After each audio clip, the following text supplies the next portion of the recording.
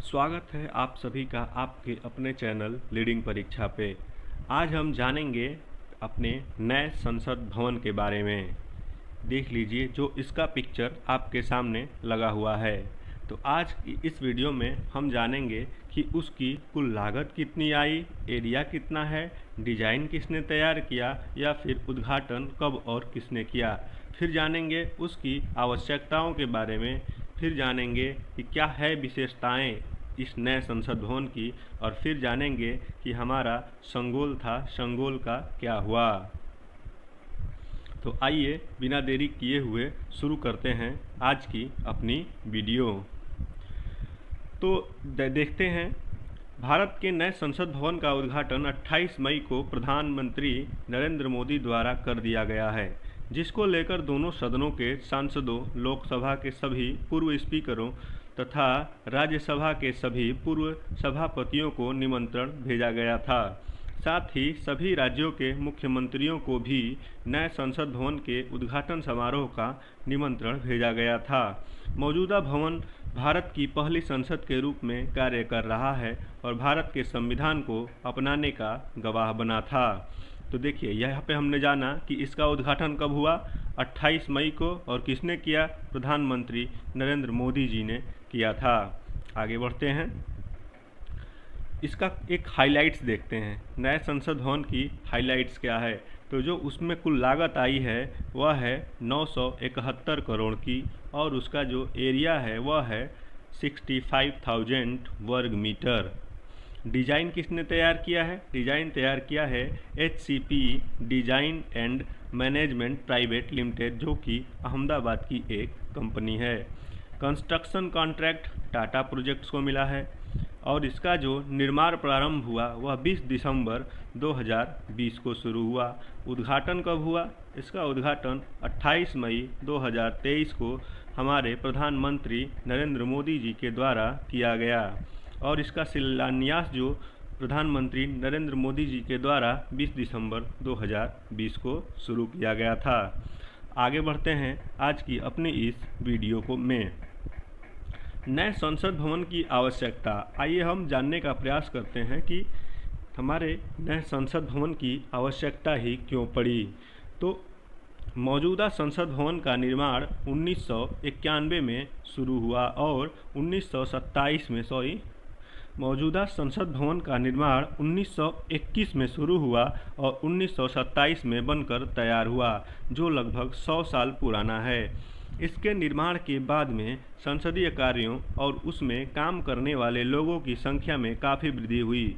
मौजूदा संसद भवन सुविधाओं और उच्च तकनीकी आवश्यकताओं को पूरा करने में सक्षम नहीं है, तो इसलिए यह एक हमारा कारण है जिससे कि नए संसद भवन की आवश्यकता पड़ी। आइए जानते हैं कुछ और मुख्य कारणों के बारे में। मौजूदा संसद भवन के मूल डिज़ाइन का कोई ब्लूप्रिंट या फिर दस्तावेज उपलब्ध नहीं है। भवन को द्विसदनीय बैठक को समायोजित करने के लिए कभी भी डिज़ाइन नहीं किया गया। लोकसभा सीटों की संख्या 545 और राज्यसभा संख्या 250 है, जिससे सांसदों को एक साथ बैठने की पर्याप्त व्यवस्था भी आज के हमारे मौजूदा संसद भवन में नहीं है। साथ ही 2026 के बाद परिसीमन की स्थिति में लोकसभा सीटों की संख्या बढ़ सकती है, क्योंकि सीटों की संख्या बढ़ाने पर लगी पाबंदी वर्ष 2026 में समाप्त हो जाएगी। यह कारण भी नए संसद भवन के निर्माण में शामिल है। तो यह हमारे 3 मुख्य कारण थे जिसके द्वारा हमें नए संसद भवन की आवश्यकता पड़ी है। आगे बढ़ते हैं, सेंगोल हुआ स्थापित, जो कि देखिए सेंगोल क्या हुआ था, सेंगोल अब स्थापित कर दिया गया है। कहाँ पे, तो यह हमारे नए संसद भवन में। ब्रिटिश शासन से सत्ता हस्तांतरण के प्रतीक ऐतिहासिक संगोल को नए संसद भवन में स्थापित किया गया है।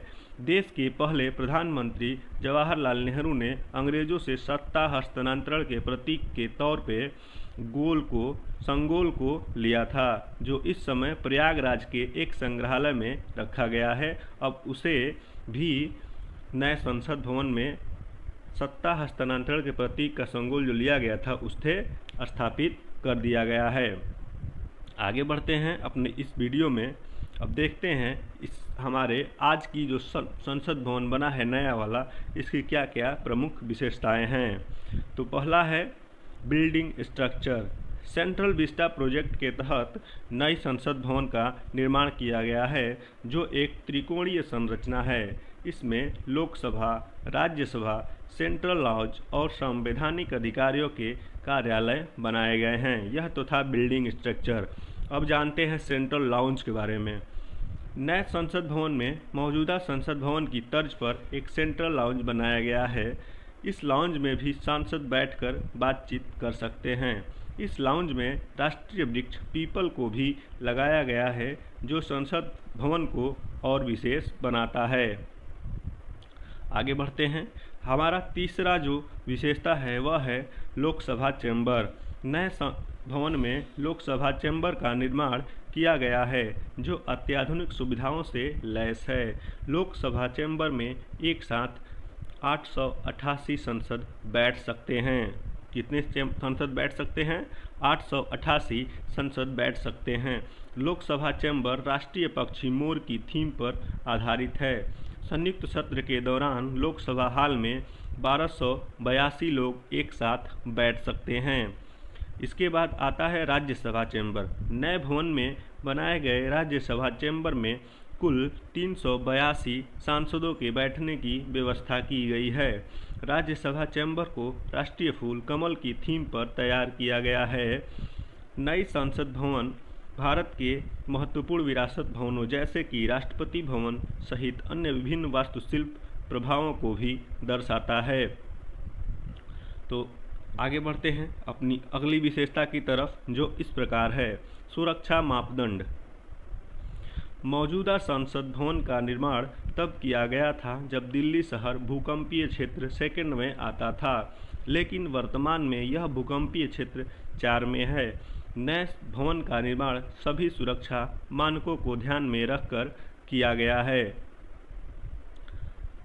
अगली विशेषता है कॉन्स्टिट्यूशनल हॉल। नए भवन में भारत की लोकतांत्रिक विरासत को प्रदर्शित करने के लिए एक कॉन्स्टिट्यूशनल हॉल का निर्माण किया गया है।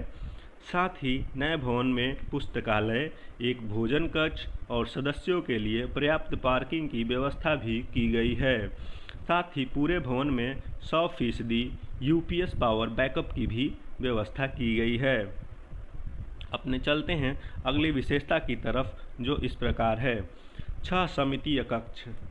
देश के नए संसद भवन में 6 समिति कक्ष का निर्माण किया गया है। मौजूदा संसद में ऐसे 3 ही कक्ष हैं।